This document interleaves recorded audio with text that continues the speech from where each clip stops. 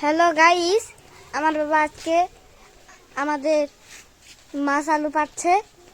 গাছে কত বড় বড় মাছ আলু ধরছে দেখেন। একটা চালো বড় দেখে আটকে গিয়েছে দেখেন গাইস।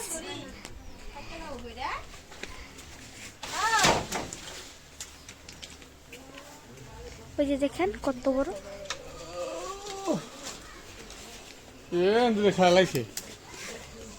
এই দেখেন গাইস, এন্দুরে খাইয়ে ওই যে গাইস ওখান দিক দিয়ে আলো আছে দেখেন কত বড় বড়টি পাড়া হচ্ছে। ওই যে দেখেন পড়ছে।